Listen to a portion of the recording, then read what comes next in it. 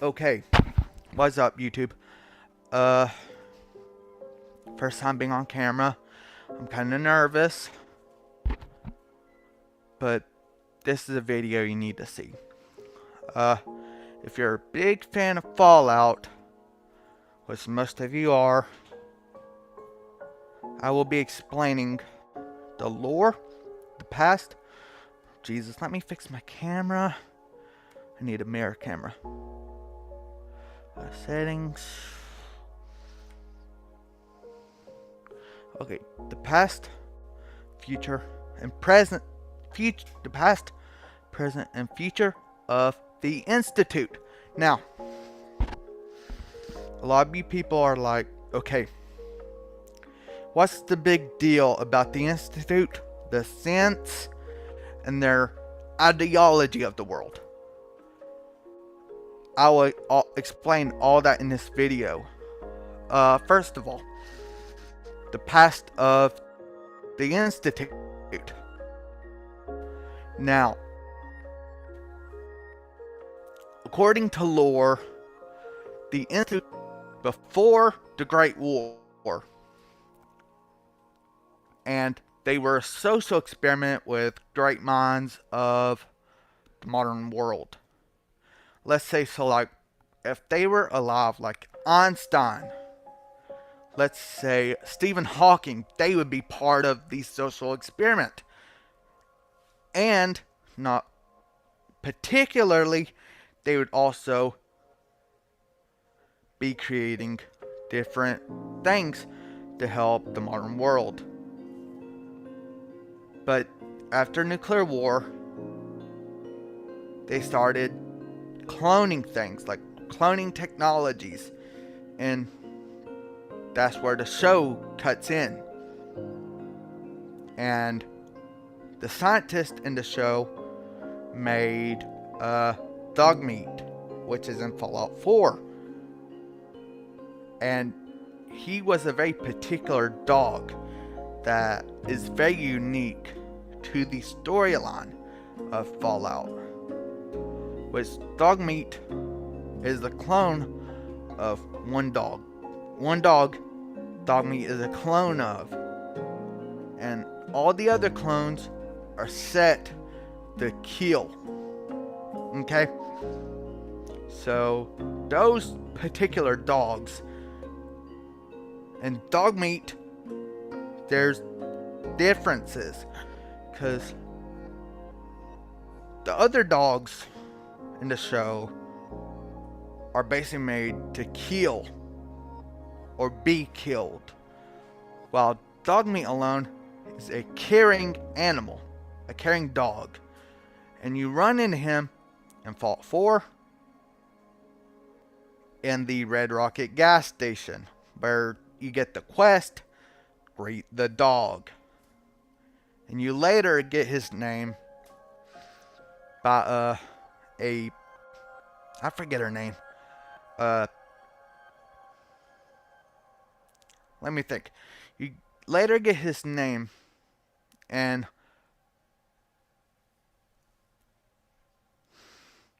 you later get his name from a group of Minutemen trapped in the Boston Museum in Concord, and it turned out his name is Dogmeat. And in the game, which I'll explain this in another video, but also there is Preston Garvey. The Institute also tried to replace Preston Garvey, believe it or not. Because in Fallout 4, you could randomly, it's a random encounter, that you could randomly come across a fake Preston Garvey just walking around. And you could have a conversation with him, very short conversation, and you could either choose to kill him or let him wander. But that particular the fake Preston Garvey was meant to kill the original Preston Garvey and take over his place. Which also, let's talk about the Institute presence. in the present tense of the Fallout universe. So, we have the four main factions of Fallout: the Institute, the Minutemen, Brotherhood of Steel, and the Railroad. Which all those I'll be going over the faction story. But also, the Institute had a role in Fallout 3 also, if you didn't know, which I explained that in another video. So, the Institute presence is that they're trying to take over leadership of different organizations, raiders, Brotherhood, stuff like that, and try to,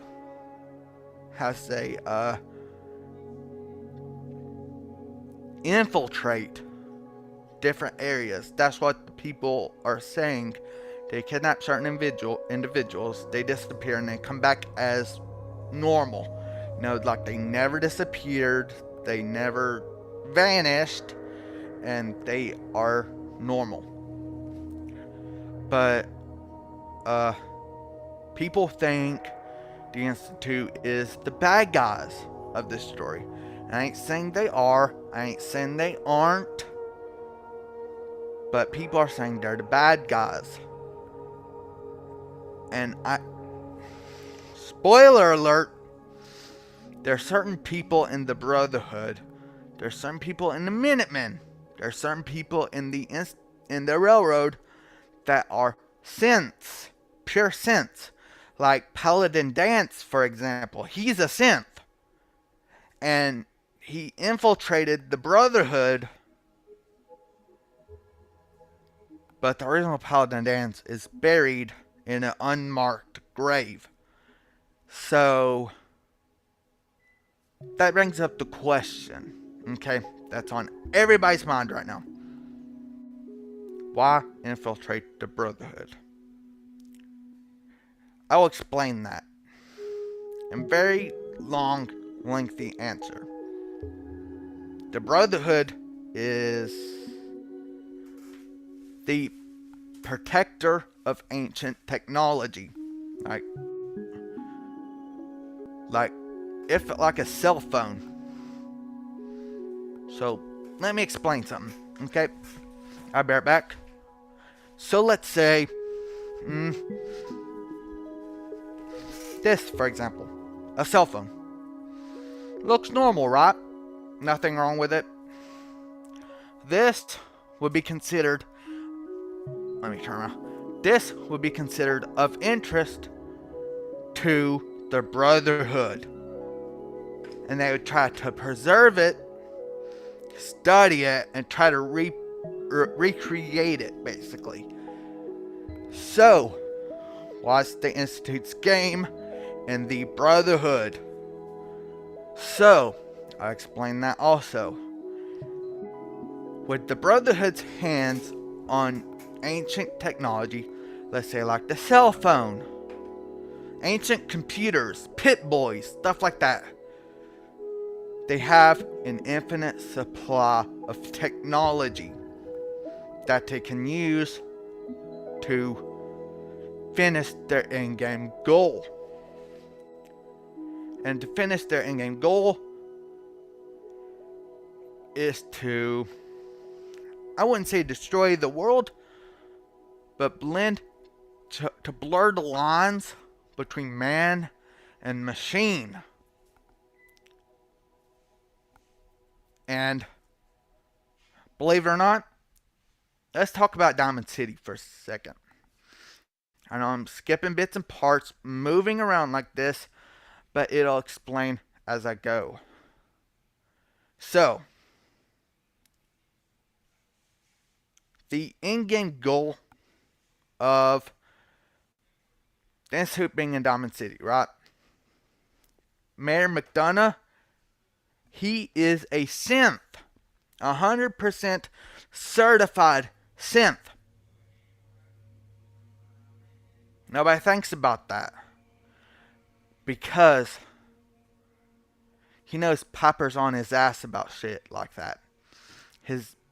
idolizations, his things he does and come up with is all in benefit of the Institute. Ugh, so I had to scratch my nose. Is all in benefit of the Institute. Now, let's talk. Let's go back a few paces and talk about the Jesus. There's a hair in this bandana that's itching my nose. Had to wash it soon. Let's talk about the Institute being in the Brotherhood, like Paladin Danse.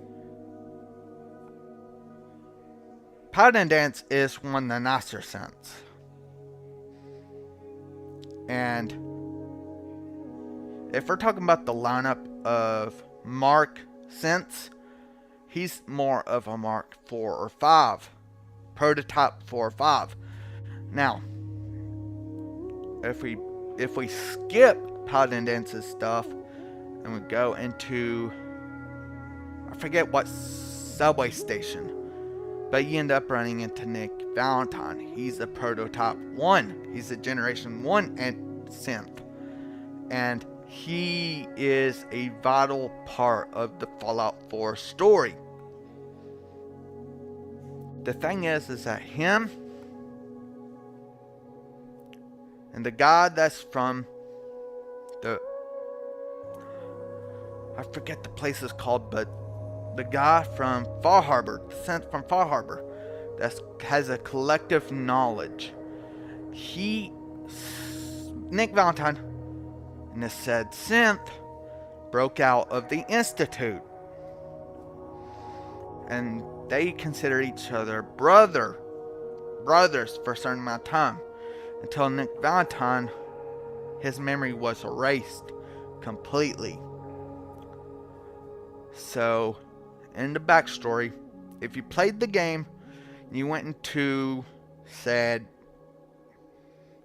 synth's memory banks, and you completed the puzzles and everything, there's audio logs of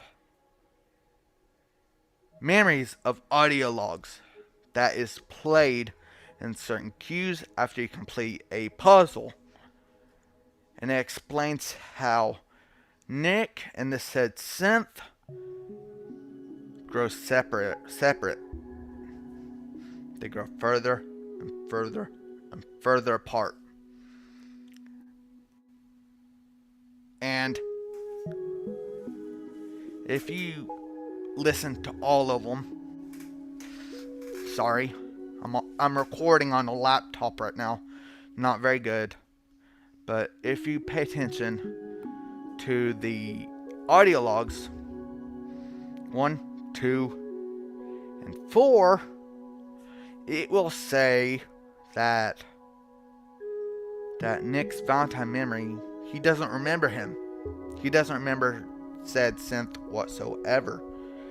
And this said synth tries to convince him, hey, we were brothers. We escaped the Institute together. Don't you remember? And Nick Valentine said, I have no brother.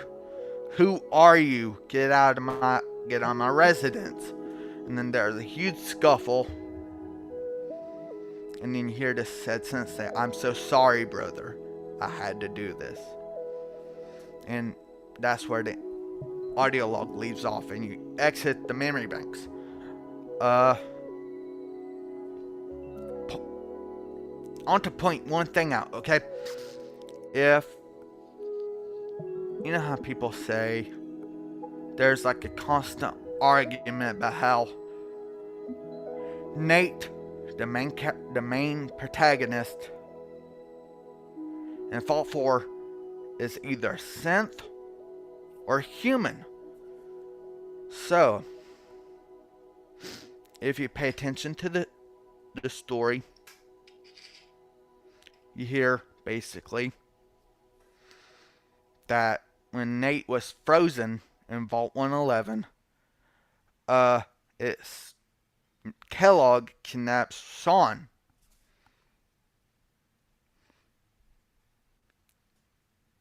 and kills Nora. And you hear him say, "Get them out of here." He walks up to you and says, "At least we still have the backup." So was Sean a synth the entire time? Or was he an actual pure specimen of the human bloodline? To answer that more, in my opinion, I think the synth, Sean being the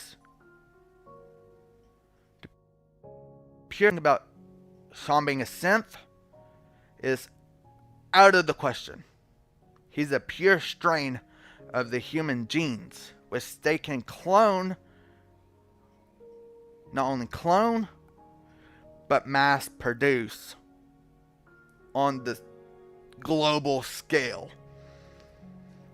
And not only that is the fact that Sean has been cloned in the past 200 years, but his memory transfers to the new clone. So he has the memories of the past self, but also the memories of the present self. So while Nate was stuck 200 years in the icebox as the person from Preston Garvey's group said, I forget her name, but he's frozen. Sean has been cloned at least 5 different times. 5 different times Sean has been cloned. So, let's talk about this. If Sean has been cloned, how do they keep placing his memory in the new body? And that's where the memory banks come in. He's hooked up to multiple memory banks, which is, in fact, why he's bedridden when you meet him, because he's close to dying and his memory banks were being backed up. He has a thing on the back of his neck which is basically keeping his memory stored. So when the new Sean gets cloned, they'll attach the thing back to the back of his head, and he'll have the memories of the past selves. So, the future of the Institute. I will explain the future of the Institute in a little bit. But also, there's a synth in the railroad that is working under the father's control, which is Sean, which you in the later in the game you find out. So, Sean, let's talk about Sean for a second. He is the son of Nathan, which is a synth from the beginning, because if you're talking to the synth on Far Harbor, he mentions, like, what is the earliest memory you have? And Nathan responds with, the only day I remember is the day the bombs dropped. Ring any bells? He's a synth. And the synth from Fall Harbor, they said, if you ever find like you're ever confused about yourself, or whether you think you're a synth, you're welcome. You're always welcome here, basically. After you destroyed the children of Adam,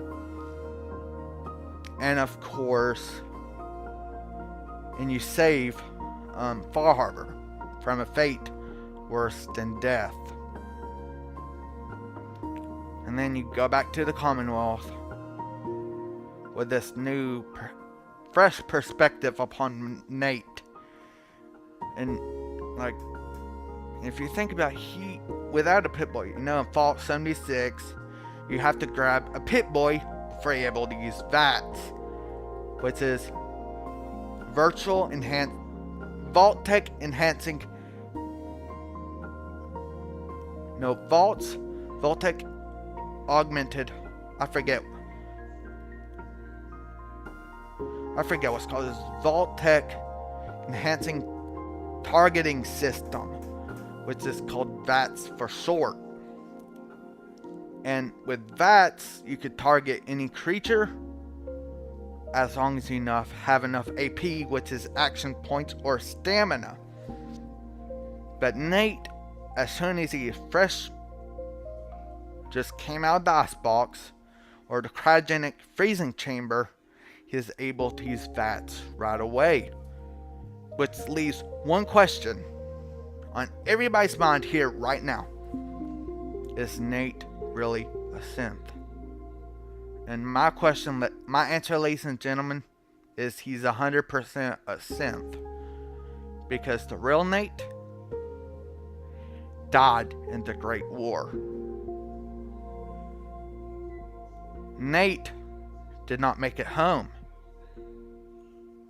But his Nora made a deal with the Institute that they could have Sean, but she wants Nate back. So, with that being said, Nate died in the Great War. In the intro, he says, "War never changes." And he says, "I feared for the safety of my family, my newborn son, and my wife. If one thing in the Army taught me one thing, is that war never changes." Now, if you read into the lore books, and there's multiple books based on Nate's story, and then there's, I think, a novel, at least I think, about Nate's time in the military. He didn't make it home, but a synth of him was made in his image and to put in place of the original Nate. So that's the reason why Nate or Nathan is able to use VATS right off without a Pip-Boy, because you get the Pip-Boy as soon as you go to the vault doors. So let's talk about the future of the Institute. Now, what is their plan? What is the entire end game goal? It's not as sinister as you think it is. They want world peace. They want to blur the line. Like there's like a straight line, a very broad line down the center between humanity and machine. Now, if you look at Nick Valentine, for example, he has emotions. He feels things like a normal human. He feels pain. He feels regret. He feels sadness. Then look at Nate. He feels anger. He feels sadness. He feels regret. And most of all, he feels happiness. Let's look at Paladin Danse. He feels those exact same things. But one thing's for certain, he feels honor among the Brotherhood. So, and Mayor McDonough, all he wants is control. Mayor McDonough wants control. That's his main goal, is to take control over Diamond City. And he's doing a good job. I ain't going to badmouth him as a character in the Fallout franchise, but he is doing a good job as a mayor. He's keeping everybody in line. He made a functioning society out of what was the Boston Red Sox Stadium. and he made security, police, whatnot, you know, and he is doing a great job at it. Then let's talk about the railroad. There's synths within the railroad, not just the synths they rescued, but synths that are in the organization itself. So basically, if you look at the owner, I forget her name, but once you enter, she greets you. She is a synth, and she first escaped the Institute, and when they're doing these horrible tests on her to test how much stress she can handle, and she escaped and formed the railroad, which is a sanctuary for people. It's like the Harriet Tubman and Underground Railroad. That's the entire idea basically around the railroad, is to carry synths to a new life of peace between humans and machines. So the in-game goal, I'm going to leave this video off with this, okay? The in-game goal of the Institute is not war, it's not violence, it's not chaos, but world peace. And the thing is that the Institute not only wants to help people understand that synths can also be emotional, but also good people. I'm gonna leave you off with that. That's why I don't think the synth is bad. The Institute is bad people. Okay, they do horrible experiments, but it's to better mankind as a whole. And it's not just the fact that, some people may argue, they kidnapped people, they killed them. No, they did not. They backed their memory onto a hard drive, like the protector of Far Harbor. When you first confront her, right, and say, "Hey, I know you're synth," she's like, "Hey, keep that on a down low, because I don't want people here to freak out. I'm here to protect these people at no matter the cost."